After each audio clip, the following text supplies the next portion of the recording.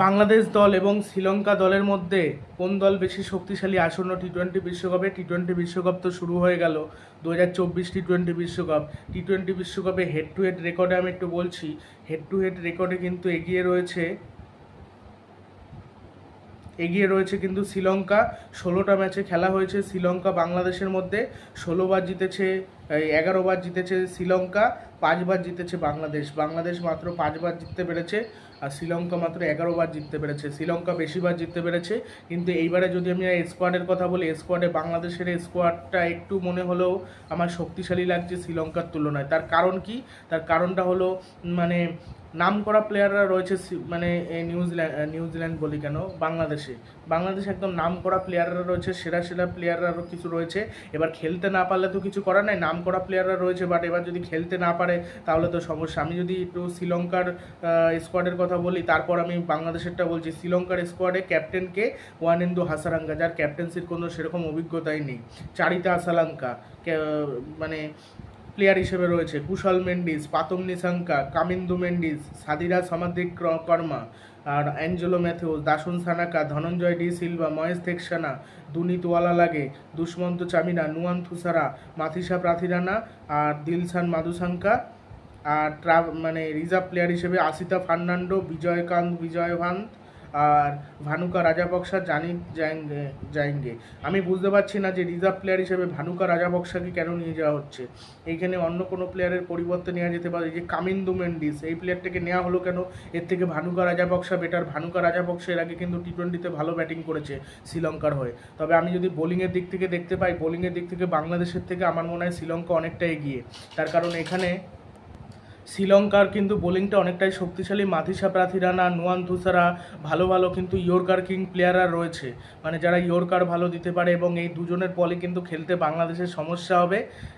বাংলাদেশের কেন, যে কোনো ব্যাটারদের ক্ষেত্রে কিন্তু এদের খেলতে সমস্যা হবে, তার কারণ এরা ইয়র্কার করতে পারে, স্লোয়ারটা করতে পারে। নুয়ান থুসারার থেকে আমার মনে হয় অনেক বেটার বেবি মালেঙ্গা, মানে আর কি মাথিসা প্রাথিরানা, যে আর কি মানে সিএসকের হয়ে খেলেছিল, সেই প্লেয়ারটা, সেটা আর কি সেরা বলে আমার মনে হয়। আর নুয়ান থুসারা অতটা খারাপ না, মোটামুটি। নুয়ান থুসারা অত ভালো প্লেয়ার না। নুয়ান থুসারা আবার মানে মানে মাথিসা প্রাথিরানার মতো অত ভালো না, মোটামুটি। তাও বাংলাদেশের বিরুদ্ধে বোধহয় 5 উইকেট নিয়ে জিতিয়ে দিয়েছিল ম্যাচ। এর মধ্যেই কবে যেন টি-20 সিরিজ হচ্ছিল, তখন সেই সিরিজেও তো শ্রীলঙ্কা জিতে গিয়েছিল, বাংলাদেশকে হারিয়েছিল। আর বাংলাদেশ এবং শ্রীলঙ্কার মধ্যে যখনই খেলা হয় না, তখনই যেন একটা হাড্ডাহাড্ডি ম্যাচ হয়, বা ওই যে বিভিন্ন সেলিব্রেশন হয়, কেউ নাগিন ড্যান্স সেলিব্রেশন করে, আবার কেউ টাইম আউটের সেলিব্রেশন করে, বিভিন্ন ধরনের কিন্তু সেলিব্রেশন হয়ে থাকে, কটাক্ষ করা হয়, আবার বিবাদেও জড়াতে দেখা যায়।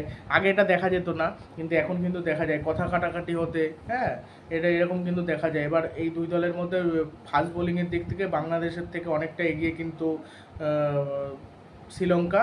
আর স্পিনের দিক থেকে আবার কিন্তু ওরা ধোনি তোয়ালাগেও খারাপ স্পিনার নয়, বা টি-20 খেলার কিন্তু অভিজ্ঞতা সেরকম কিন্তু নেই। হাসারাঙ্গা ভালো, একটা স্পিনার, মহেশ থেকসানা, এই দুটো স্পিনার খারাপ না। তবে বাংলাদেশেরও কিন্তু শেখ মেহেদি হাসান, সে কিন্তু ভালোই মোটামুটি টি-20তে বল করে, পাওয়ার প্লেতে উইকেট নিতে পারে, ভালো কম রান দেয়। এছাড়া সাকিব আল হাসান রয়েছে, সাকিব আল হাসান কীরকম লেভেলের স্পিনার, কীরকম লেভেলের অলরাউন্ডার, সেটা আমরা সকলেই জানি। এখানে ধনঞ্জয় ডি সিলভা রয়েছে অফ স্পিনার হিসেবে, আবার অ্যাঞ্জেলো ম্যাথিউসও রয়েছে। টিমটা একেবারে খারাপ না এই শ্রীলঙ্কার টিমটাও। এই শ্রীলঙ্কার টিমটার ব্যাটিংটাই দুর্বল, আমার যতদূর মনে হয় ব্যাটিংটা অতটা ভালো না।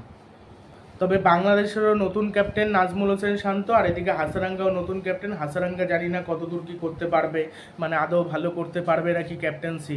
আর হাসারাঙ্গা যদি খারাপ করে, সেক্ষেত্রে শ্রীলঙ্কা খারাপ খেলবে। শ্রীলঙ্কা তো একবার তাও টি-20 ওয়ার্ল্ড কাপে চ্যাম্পিয়ন হয়েছে, ভারতকে হারিয়ে 2014 টি-20 ওয়ার্ল্ড কাপে। সেইবার ভারত পুরো চ্যাম্পিয়ন হতে পারত, পুরো একা বিরাট কোহলি ছাড়া কেউ খেলতে পারলো না, না যুবরাজ সিং, না MS ধোনি, না ওই অজিঙ্ক্য রাহানে, না রোহিত শর্মা, সবাই ব্যর্থ। তা হবে কি করে? ওইভাবে তো খেলা যায় না। বিরাট কোহলি একা চেষ্টা করে গেল, বিরাট কোহলি জেতাতে পারলো না, সেই জন্য শ্রীলঙ্কা চ্যাম্পিয়ন হয়ে গেল। এবং অবশেষে আর কি শ্রীলঙ্কা চ্যাম্পিয়ন হয়েছিল। 2011 ওয়ানডে ওয়ার্ল্ড কাপে তার পুনরাবৃত্তি হয়েছিল, মানে ভারত জিতেছিল, শ্রীলঙ্কা হেরেছিল, শ্রীলঙ্কা রানার্স আপ হয়েছিল। 2014 টি-20 ওয়ার্ল্ড কাপে গিয়ে শ্রীলঙ্কা কিন্তু বদলা নিয়েছিল ভারতকে হারিয়ে। আর এবার বাংলাদেশের যদি ব্যাটিংয়ের কথা বলি, বাংলাদেশের ব্যাটিংয়ে সৌম্য সরকার, লিটন দাস, যারা ভালো প্লেয়ার বাট ফর্মে নেই, এটাই হলো সমস্যা বাংলাদেশের। নাম করা প্লেয়ার বাট ফর্মে নেই। সেরা প্লেয়ার বাট ফর্মে নেই। না তানজিম হাসান তামিম, নাজমুল হোসেন শান্ত, সাকিবুল হাসান, মাহমুদুল্লাহ, জাকির আলী অনেক, এরা খারাপ না, মানে একেবারে যে খারাপ নাম করা প্লেয়ার রয়েছে। এইখানে যদি আমি বলি এই যে পাতুম নিশাঙ্কা, এই কি টি-20 প্লেয়ার? পাতুম নিশাঙ্কা কিন্তু কখনোই টি-20 প্লেয়ার না, সে কিন্তু স্লো খেলা প্লেয়ার। আর তার সাথে ওপেন কে করবে? কুশল মেন্ডিস টি-20তে তাও ধারাবাহিকতা নেই, তাও একটা ম্যাচে যে ম্যাচে খেলবে একেবারে অসাধারণ খেলবে, যে ম্যাচে খেলতে পারবে না তো খেলতে পারবে না। সাদিরা সামাদ্দিক্রমা টি-20 ক্রিকেটে চলে না, ওয়ানডে ক্রিকেটে চলে বা টি-20 ক্রিকেটে সেরকম ব্যাটিং করতে পারে না। এবার কামিন্দু মেন্ডিসকে মাঝে নিয়ে এসে যদি চমক দেখিয়ে দেয় শ্রীলঙ্কা, সেটা আলাদা বিষয়। কামিন্দু মেন্ডিসের ব্যাটিং আমি এর আগে দেখিনি, সত্যি কথা বলতে এর আগে আমি দেখিনি কামিন্দু মেন্ডিসের। এবার কামিন্দু মেন্ডিস কেমন ব্যাটিং করে সেটা আমি জানি না অতটা, মানে টেস্টে দেখেছিলাম বাট খারাপ। ও টেস্টে দেখিনি, ওটা তো রমেশ মেন্ডিসের ব্যাটিং দেখেছিলাম। কামিন্দু মেন্ডিস জানি না কীরকম। তারপর দাসুন সানাকা আদৌ কি ফিনিশ করতে পারবে নাকি কোনো ঠিক নেই। ধনঞ্জয় ডি সিলভা ধারাবাহিকতা নেই। অ্যাঞ্জেলো ম্যাথুজের ধারাবাহিকতা রয়েছে, একটা প্লেয়ার একটু ধারাবাহিক প্লেয়ার, তাও টি-20 মতো মেরে খেলতে পারে না। সেই তুলনায় অনেকটাই এগিয়ে রয়েছে আমি মনে করি বাংলাদেশ স্পিনার মানে বোলিংয়ের দিক থেকে একটু পিছিয়ে রয়েছে। আর যদি ফিনিশিংয়ের দিক থেকে মাহমুদুল্লাহ রয়েছে, জাকির আলী অনেক রয়েছে, শেখ মেহেদী হাসান মিরাজ রয়েছে, এরা রয়েছে, এদেরকে ফিনিশ করতে হবে। আর ওদের ফিনিশার হিসেবে রয়েছে কে? দাসুন সানাকা, হাসারাঙ্গা কিন্তু ভালো ব্যাটিংটা করতে পারে, খতরনাক, মানে রাশিদ খানের মতো ম্যাচ ঘুরিয়ে দিতে পারে। এই জন্য মানে ফিনিশিংয়ের দিক থেকে আবার কিন্তু শ্রীলঙ্কা একটু হলো মনে হচ্ছে এগিয়ে। শ্রীলঙ্কার দলটা কিন্তু চমক দেখাতেও পারে বাংলাদেশকে, বলা যায় না, আবার বাংলাদেশও চমক দেখাতে পারে, মানে দুটো দলই সেম। ওই দলের আবার সমস্যাটা কি, মানে ওই শ্রীলঙ্কার যেরকম ধারাবাহিকতা নেই, বাংলাদেশেরও প্লেয়ারদের কোনো ধারাবাহিকতা নেই, খেলে বাট অত ধারাবাহিকতা নেই, এটাই হলো ব্যাপার। সেই জন্য বাংলাদেশ এবং শ্রীলঙ্কার মধ্যে আমার মনে হচ্ছে যে শ্রীলঙ্কা দল এগিয়ে রয়েছে। তো দেখা যাক কী হয়। এবার বলবো এই ভিডিওতে যে মানে বাংলাদেশ আর ভারতের মধ্যে হেড টু হেড রেকর্ডে কে এগিয়ে রয়েছে, একটু বাংলাদেশেরও আপডেট দেবো খেলার, মানে সেগুলো সাকিবুল হাসান বিশ্বকাপ জেতার বিষয়ে কি বললেন, এগুলো সব বিস্তারিত কিন্তু এই ভিডিওতে বলবো। ভিডিওটা অনেকটাই কিন্তু বড় হবে, এটা একটু শ্রীলঙ্কা এবং বাংলাদেশকে নিয়ে আলোচনা করে নিলাম, তারপর কিন্তু ওটা নিয়ে বলছি। আলাদা আলাদা ভিডিও দেওয়া তো সম্ভব না, ওই জন্য একটু বড় ভিডিও দেওয়ার চেষ্টা করছি, এক ভিডিওতে অনেক আপডেট দেওয়ার চেষ্টা করছি, অনেক তথ্য দেওয়ার চেষ্টা করছি। আর শ্রীলঙ্কার থেকে মানে বাংলাদেশ দলটা মানে সাপোর্টার বেশি, সে যাই হোক না কেন, কিন্তু বাংলাদেশ কিন্তু কোনো কাপ জিততে পারেনি। শ্রীলঙ্কা কিন্তু তাও একবার কাপ জিতেছে।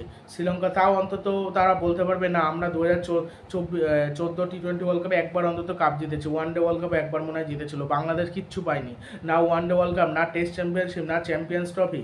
বাংলাদেশ তখনই ভালো করবে যখন ভালো ভালো প্লেয়ার তুলে নিয়ে আসবে। আর মিডিল অর্ডার কিন্তু আমি যদি বলি, মিডিল অর্ডার কিন্তু আবার বাংলাদেশের শক্তিশালী, মানে খারাপ না, তাও এই হৃদয়। তবে বাংলাদেশের ধারাবাহিকতা যেরকম নেই, শ্রীলঙ্কারও তাই, মানে এটাই হলো বিষয়। মানে আর শেখ মেহেদী হাসান থাকলে ভালো হতো। আর মানে ওদের যেরকম হাসারাঙ্গা রয়েছে একটা সেরা লেগ স্পিনার, আর বাংলাদেশের কিন্তু সেরা লেগ স্পিনারে ইশাদ হোসেন ওরকম লেভেলের স্পিনার কখনোই নাই হাসারাঙ্গার লেভেলের, ওর থেকে কমায় স্পিনার, বাট খারাপ না, চমক দেখাতে পারে, যে কোনো পিচে চমক দেওয়ার ক্ষমতা সে রাখে, সেটা হতে পারে, কিন্তু মানে ওর থেকে ভালো এটা মানা যায় না, এটাই। এই যে বাংলাদেশকে টাইগার বাহিনী বলা হয়, যখন বাংলাদেশ হেরে যায় তখন বাঘ থেকে বিড়াল হয়ে ওঠে নাকি কি জানে, মানে তখন আবার দেখি বাঘ টাক ছিঁড়ে দিচ্ছে, মানে বাঘ টাক ছিঁড়ে দেয়, মানে অনেক কিছু করে। এই জন্য তারপরে যে বাংলাদেশ সমর্থকদের ট্রল করে, মানে বাংলাদেশ কিছু সময় এমন পারফরমেন্স করে ট্রল করার মতনই বিষয়, মানে খুবই বাজে পারফরমেন্স করে। আবার কোনো সময় চমকপ্রদ পারফরমেন্স করে দেয়, ভালো পারফরমেন্স করে দেয়, আবার কোনো সময় পারফরমেন্সই ভালো করতে পারে না, এরকম কিন্তু হয়ে থাকে, এরকম হয়, এটাই হলো ব্যাপার। মানে কোনো সময় একদম এত ভালো পারফরমেন্স করে দিল, আর কোনো সময় আবার এমন পারফরমেন্স করে আমেরিকার মতো টিমের কাছে হারে, আমেরিকার মতো টিমের কাছে সিরিজ হারে বাংলাদেশ, এই জন্যই হলো ব্যাপার। এই যে নেদারল্যান্ডের কাছে যখন হেরেছিল তখন কয়েকটা ভিডিও দেখলাম, সে আজে বাজে কথা বলছিল বাংলাদেশ টিমকে, এবং মানে কি খেলায় বড় টিমের বিরুদ্ধে তাদের দাবিটা কি, তাদের দাবি কিন্তু বেশি না, তারা কি একটু জিততে বলছে জাস্ট। এবার সেই জিততেও যদি না পারে তাহলে তো সমস্যা।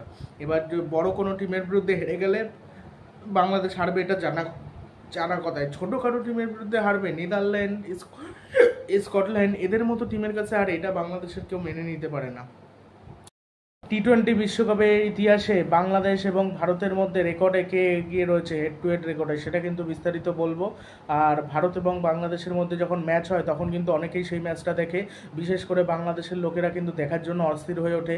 যারা ভারতের থেকে অনেকে বাংলাদেশে থাকে, ভারত থেকে অনেকে থাকে বাংলাদেশে, আবার বাংলাদেশ থেকে অনেকে পড়াশোনার জন্য হোক বা থাকার জন্য হোক বা কাজবাজের ক্ষেত্রে বা ব্যবসার ক্ষেত্রে হয়তো ভারতে থাকে, এবং তারাও কিন্তু অনেকে ভারত থেকে বাংলাদেশকে সাপোর্ট করে, আবার অনেকে বাংলাদেশ থেকে ভারতকে সাপোর্ট করে, সেটা পরিমাণ অনেকটাই কম।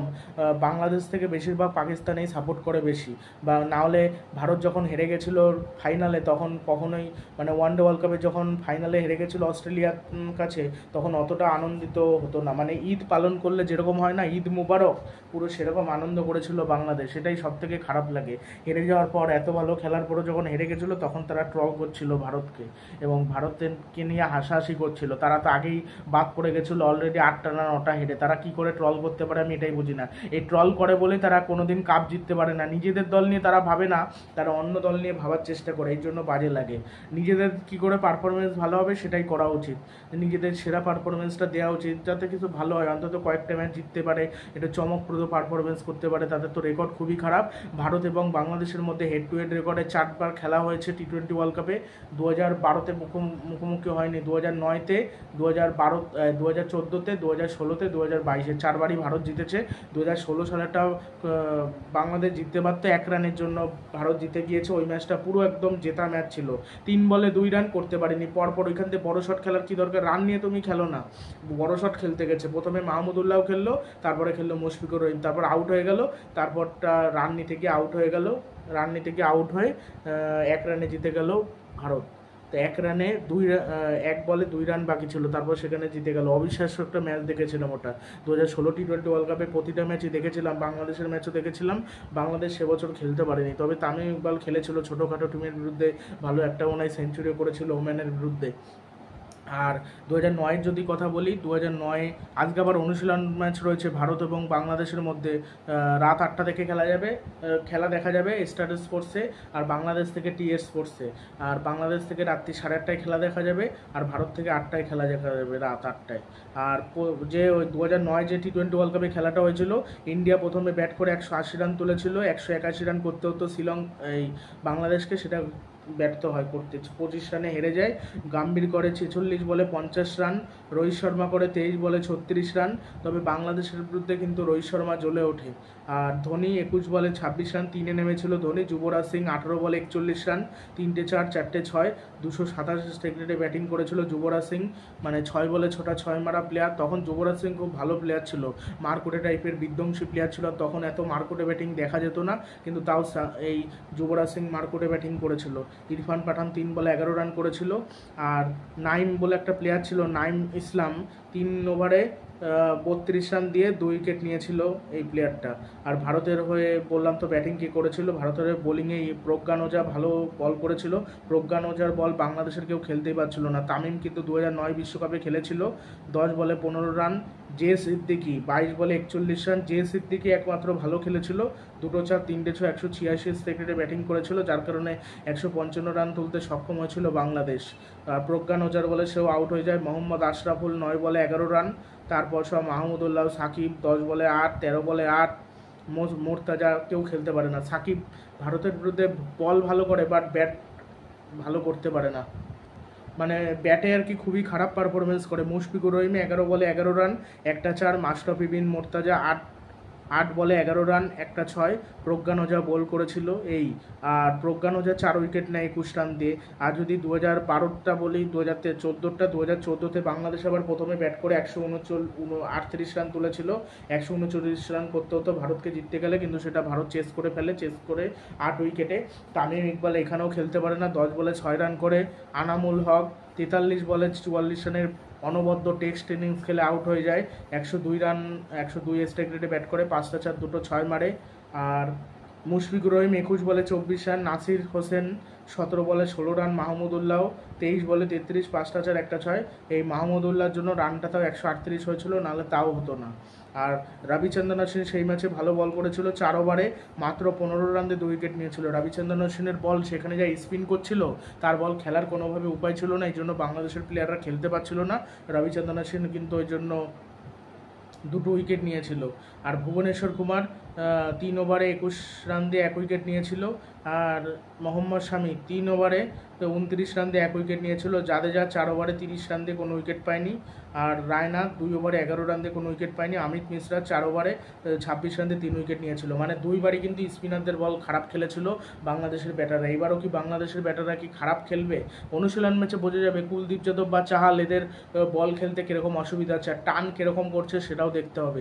যে পিচে আজকে খেলা হবে, হ্যাঁ, সে পিচে কিন্তু মানে সে পিচে কিন্তু আর কি বিশ্বকাপে নাও হতে পারে, তখন এর পিচ অন্যরকম হবে।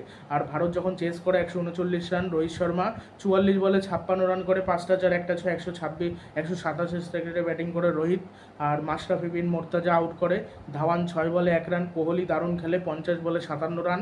এটা হয়তো স্লো ইনিংস, 114 স্ট্রাইক রেটে, বাট তাও গুরুত্বপূর্ণ সময় এসে ভালো খেলে দেয়, ধরে খেলে। 3টে 4 1টা 6। ধোনি 12 বলে 22, 1টা 4 2টো 6। ধোনি 4 নম্বরে নেমেছিল সেই ম্যাচে ব্যাট করতে। আর আলামিন হোসেন 4 ওভারে 38 রান দিয়ে 1 উইকেট। মোর্তাজা 4 ওভারে 23 রান দিয়ে 1 উইকেট নিয়েছিল। জাউর রহমান 2.3 ওভারে 26 রান দিয়ে কোনো উইকেট পায়নি। মাহমুদুল্লাহ 1 ওভারে 7 রান দিয়ে কোনো উইকেট পায়নি। আর 2022-এরটা তো 16টা তো বললাম যে 1 রানে ভারত জিতেছিল। আর 2022-এরটা যেটা টি-20 ওয়ার্ল্ড কাপ 2022 সালে, সেটা আবার লিটন দাস ভালো খেলে দিল। একা লিটন দাস ভালো খেললো, আর বাংলাদেশের কেউ খেলতেই পারেনি, আর সবাই ব্যর্থ হয়েছিল। শেষ দিকে নাসুম আহমেদ, নুরুল হাসান এরা মনে হয় একটু চেষ্টা করেছিল, কিন্তু জেতাতে পারেনি। ওই ম্যাচটা আমি লাইভ দেখেছিলাম, মনে আছে এখনও। 2016টাও লাইভ দেখা, তবে 2014 তারপর 2009 এইগুলো দেখা হয়নি। এগুলো তখন টুকটাক পেপার পড়তাম, তো পেপারেও আসতো খেলার খবর, খেলার নিউজটাই বেশি দেখতাম। আরও বিভিন্ন রাজনীতির খবরও থাকে, আরও বিভিন্ন খবর টবর থাকে, ওইগুলো তো পরে, তখন তো আর ওগুলো বুঝতাম না। খেলাটা অল্প অল্প, সেরকম একটা ভালো বুঝতাম না। আইপিএল দেখতাম টুকটাক ম্যাচ, অত ভালো বুঝতাম না। আর ইন্টারন্যাশনাল ক্রিকেট ওই পেপার পড়ার সময় একটু আসতো, এই আর কি। যখন পেপারে দেখতাম বাংলাদেশের খেলার নিউজ, ভারত বাংলাদেশের টি-20 ওয়ার্ল্ড কাপে সবই দিত, এবার তখন দেখতাম এই জিতেছে, এই দল জিতেছে। 16টা তো লাইভই দেখেছিলাম। 2022-এরটা যেটা হয়েছিল না, মানে ওই ম্যাচটা পুরো লিটন দাস বাদে অন্য কেউ যদি খেলতে পারতো, আরামসে ভারতকে হারিয়ে দিতে পারতো বাংলাদেশ, কিন্তু পারেনি। এইবার পারে নাকি সন্দেহ, এইবার যা টিমের যে অবস্থা, এবার আদৌ পারে নাকি ঠিক নেই। তাও অনেক সময় আছে না, ছোটোখাটো টিম হারিয়ে দেয়। তবে বাংলাদেশ আর ভারতের মধ্যে এবার খেলা হবে না, এই অনুশীলন ম্যাচই খেলা হবে, বাট মানে গ্রুপ পর্বের ম্যাচ কিন্তু পড়বে না বাংলাদেশের সাথে। আমার যতদূর মনে হয় ভারত আর বাংলাদেশের মধ্যে ম্যাচ করবে না। সেমিফাইনালে হয়তো তাদের ম্যাচ করতে পারে, যদি বাংলাদেশ সেমিফাইনালে যেতে পারে। এর মধ্যে কি যেন বলছিল যে বাংলাদেশ নাকি সেমিফাইনালে যাবে, কে যেন বলেছে, আমার ঠিক খেয়াল নেই। কে একটা যেন বলেছে যে বাংলাদেশ নাকি সেমিফাইনালে যাচ্ছে। এবার যদি সেমিফাইনালে যেতে পারে বাংলাদেশ, তাহলে তো ওয়েল প্লেড। তবে এই নিয়ে যেতে পারবে না তা না, যেতে পারাটা খুবই চাপের বিষয়। মানে মূল কথা কি, ভালো ভালো প্লেয়ার থাকা সত্ত্বেও তারা পারফরমেন্স করতে পারে না। অন্য দেশের ভালো প্লেয়াররা, যেমন রোহিত শর্মা, বিরাট কোহলি, সূর্যকুমার যাদব বা হার্দিক পান্ডিয়া, এরা অফ ফর্ম চলে, খারাপ ফর্ম চলে, কিন্তু এরা কী লেভেলের প্লেয়ার সেটা সবাই জানে। বা বিরাট কোহলি কীরকম লেভেলের প্লেয়ার, এটা আমরা সকলেই জানি। বাংলাদেশে ভালো প্লেয়ার বলতে কে? সাকিব আল হাসান, মাহমুদুল্লাহ রিয়াদ, আর সৌম্য সরকার, লিটন দাস, এবার এরা যখন খেলতে না পারে, এদের ওপর আমরা মানে বাংলাদেশ ভরসা রাখে না। তার কারণ এরা মানে যখন ফর্মে থাকে তখনও ঠিকঠাক পারফরমেন্স করে উঠতে পারে না, ধারাবাহিক পারফরমেন্স করে উঠতে পারে না। যখন তুমি ফর্মে আছো তখন তুমি ধারাবাহিক পারফরমেন্স করো, ফর্মে নেই তখনও ধারাবাহিকভাবে পারফরমেন্স করতে পারছে না। এটাই হয়ে যায় বাংলাদেশের সমস্যা। এই জন্য কেউ সাপোর্ট করতে চায় না বাংলাদেশকে, এই কারণেই বাংলাদেশকে সাপোর্ট করতে চায় না, এই কারণেই বাংলাদেশ ট্রল হয়। এই হলো মূল ব্যাপার। এরকমভাবে চলতে থাকলে সমস্যা, এরকমভাবে চলতে থাকলে আর কি সমস্যা। তবে আশা করছি যে বাংলাদেশ একটা অন্তত ম্যাচে হারাতে পারবে। একবার বাংলাদেশ ইন্ডিয়া মানে ওয়ার্ল্ড কাপে হারিয়েছিল 2020 ওয়ানডে, 2020 বিশ্বকাপ, আন্ডার-19 বিশ্বকাপে হারিয়েছিল, তাও বৃষ্টির জন্য।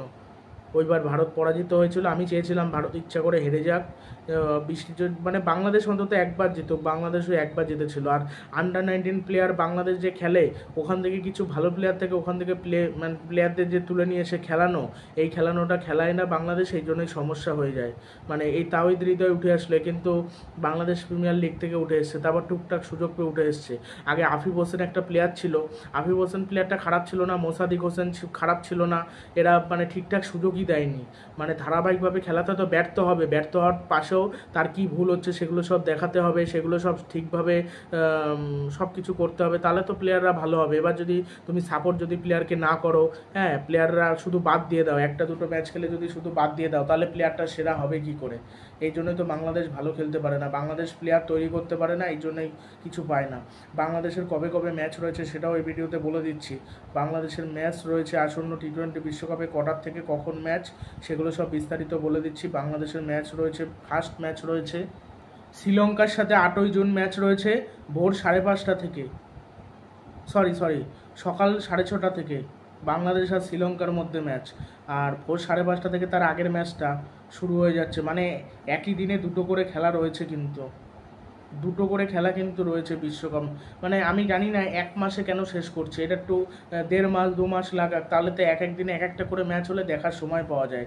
এবার এই ম্যাচগুলো অনেকে দেখাবে না, যেহেতু টি-20 ওয়ার্ল্ড কাপের ম্যাচ একটু সব ম্যাচই টুকটাক দেখতে ভালো লাগে। ছোটোখাটো টিমের একটা আলাদা ব্যাপার, মানে মোটামুটি টিমের একটু তো দেখা যায়, না হলে সমস্যা হয়ে যায়। মানে ভারতের প্রথম ম্যাচ রয়েছে 5ই জুন ভারত আয়ারল্যান্ডের মধ্যে রাত্রি 8:30 থেকে। এটা কিন্তু বাংলাদেশের সময়ের কথা বলছি, ভারতের সময় তার 8 ঘন্টা আগে, বাংলাদেশের সময় 8 ঘন্টা পরে, সেটাই বাংলাদেশের সময়টাই বলছি। আর বাংলাদেশের 8ই জুন ম্যাচ রয়েছে শ্রীলঙ্কার সাথে, তারপর শ্রীলঙ্কা ম্যাচ খেলবে, শ্রীলঙ্কা না ভারত, বাংলাদেশ ম্যাচ খেলবে দক্ষিণ আফ্রিকার বিরুদ্ধে 10ই জুন রাত্রি 8:30 থেকে বাংলাদেশের সময়। এটাই তো চাপ হয়ে যাবে বাংলাদেশের খেলাটা। তারপরে শ্রীলঙ্কার সাথে যদি কোনোভাবেও জিতে যায়, তাহলে মানে সাউথ আফ্রিকার সাথে জেতাটা কিন্তু খুবই চাপের হয়ে যাবে। হারলে আবার প্লে অফে যেতে পারবে না, মানে সেমিফাইনালে যেতে পারবে, সেমি কি সুপার এইটে যেতে অসুবিধা হবে। সুপার এইটে যাবে, তারপর সেখান থেকে জিতলে তারপর কিন্তু সেমিফাইনালে যাবে। তারপর ম্যাচ রয়েছে বাংলাদেশ, তাই তো বাংলাদেশ নেপালের সাথে ম্যাচ রয়েছে 17ই জুন নেপালের সাথে ভোর 5:30 থেকে। এই 3টে ম্যাচই কিন্তু রয়েছে। প্রথমে 3টে ম্যাচ খেলতে হবে, তারপর এই 3টের মধ্যে অন্তত দুটো তো জিততেই হবে, দুটো হারলে গেল, তাহলে প্রথম সুপার এইটে যেতে পারবে না। এগুলো হলো গ্রুপ পর্বের ম্যাচ, মানে গ্রুপ পর্বের কিছু ম্যাচ 18ই জুন। এরপরে যে ম্যাচগুলো হবে এগুলো হবে মানে যেগুলো সুপার এইটে উঠবে, সুপার এইটের ম্যাচ, এগুলো গ্রুপ পর্বের ম্যাচ। এই জন্য দুটো করে, পরের ম্যাচগুলো বোধহয় একদিনে একটা করে পড়বে। এবার বাংলাদেশ কীরকম খেলতে পারে সেটা অবশ্যই তোমরা কমেন্ট বক্সে জানিও। আর ভারত এবং বাংলাদেশের মধ্যে ম্যাচটা দেখার জন্য কারা উত্তেজিত সেটা অবশ্যই কমেন্ট বক্সে জানিও। আর কোন ম্যাচটা তোমরা লাইভ দেখেছিলে ভারত এবং বাংলাদেশের মধ্যে সেটা অবশ্যই কমেন্ট বক্সে জানিও। আমি ওয়ানডে ওয়ার্ল্ড কাপের ম্যাচও দেখেছিলাম, যেটা 2019 সালে হয়েছিল বাংলাদেশ এবং ভারতের মধ্যে, সে ম্যাচও ভারত জিতেছিল, সে ম্যাচও। আর রোহিত শর্মা কিন্তু বাংলাদেশের বিরুদ্ধে ভালো খেলে। নিতাহাস ট্রফির ফাইনালের কথা আমার এখনও মনে পড়ে, 2018 সালে, মানে বাংলাদেশের পুরো জেতা ম্যাচ, ওই ম্যাচ মানে ভারত জেতে না, পুরো হেরে গেল। রুবেল হোসেন একাই হারিয়ে দিল, সে কোথাতে দিনেশ কার্তিক এসে ধুমধারাক্কে মেরে ব্যাটিং করে 8 বলে 29 রান করে ম্যান অফ দ্য ম্যাচও মনে হয় হয়েছিল সে ম্যাচে, এবং ম্যাচ জিতিয়ে নিয়ে ফিরেছিল। বিজয় শঙ্কর একাই ম্যাচটা হারিয়ে দিচ্ছিল। এখানে যদি অন্য কোনো প্লেয়ার, আগের কোনো প্লেয়ার মানিশ পান্ডে হোক বা রোহিতই সেট হয়ে থাকতো, তাহলে কোনো ব্যাপারই ছিল না, ম্যাচটা আরামসে জিতে যেত, দীনেশ কার্তিক ওরম খেলতে লাগতো না। আর দীনেশ কার্তিকের হিরো হওয়ার সুযোগও পেত না, বিজয় শঙ্করকে সেই জন্য ধন্যবাদ দিতে হবে। তারপর তো কলকাতার টিমের ক্যাপ্টেন হলো 2018 সালে, তারপর 2.5 বছর ক্যাপ্টেন ছিল কলকাতার দীনেশ কার্তিক, দীনেশ কার্তিক। তারপর দীনেশ কার্তিক তো ছেড়ে দিয়েছিল ক্যাপ্টেন্সি বাজে করার জন্য, তারপর ইয়ন মর্গান ক্যাপ্টেন্সি নিয়েছিল 2020 মাঝপথে। তারপরে তো কোয়ালিফাইও করতে পারেনি, মানে প্লে অফেও যেতে পারেনি কলকাতা নাইট রাইডার্স। 21-এ আবার ফাইনালে উঠেছিল, ফাইনালে উঠে হেরেছিল চেন্নাই সুপার কিংসের কাছে। বাংলাদেশের প্রাক্তন অধিনায়ক সাকিব আল হাসান টি-20 ওয়ার্ল্ড কাপ খেলার আগে কি বলেছেন সেটা তো এই ভিডিওতে বলবো। এছাড়া এটাও বলবো টি-20 ক্রিকেটের ইতিহাসে সবথেকে বেশি ম্যাচ কোন দল জিতেছে সেটাও এই ভিডিওতে বলবো। তাহলে ভিডিওটি শুরু করা যাক। প্রথমে সাকিব আল হাসানের কথাটা বলি, তারপর টিমের কথাটা বলছি।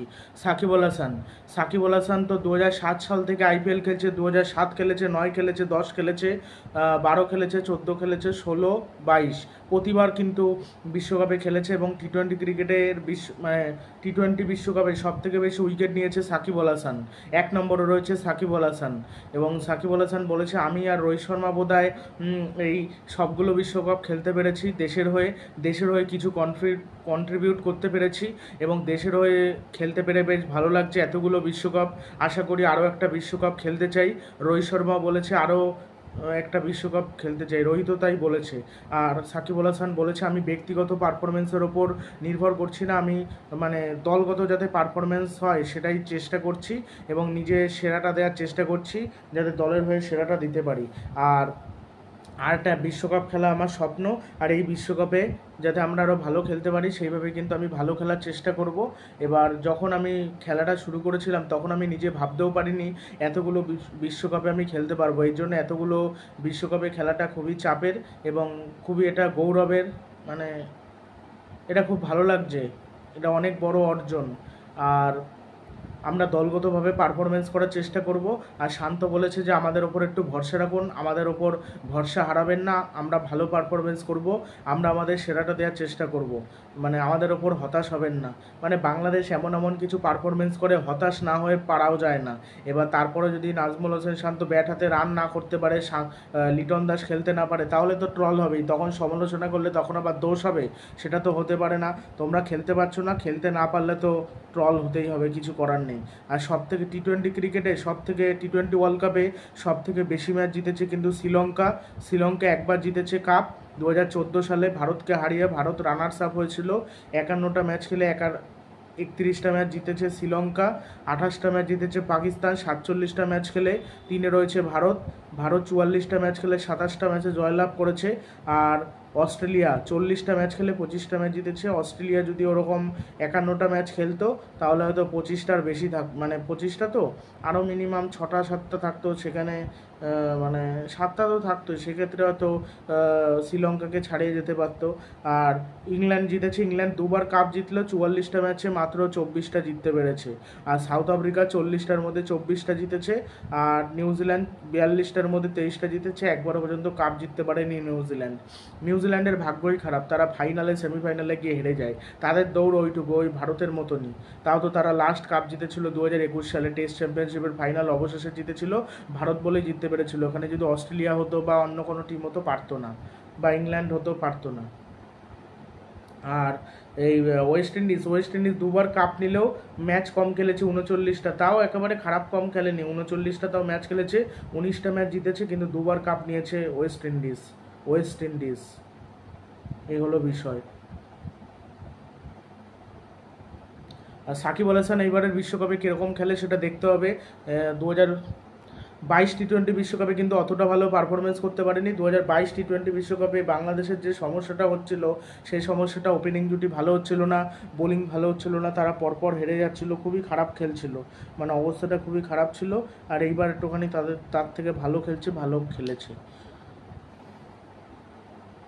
এই হলো অবস্থা। তো দেখা যাক এখন কি হয়। ভিডিওটি ভালো লাগলে চ্যানেলটি সাবস্ক্রাইব করে দেবেন এবং ভিডিওটি শেয়ার করবেন।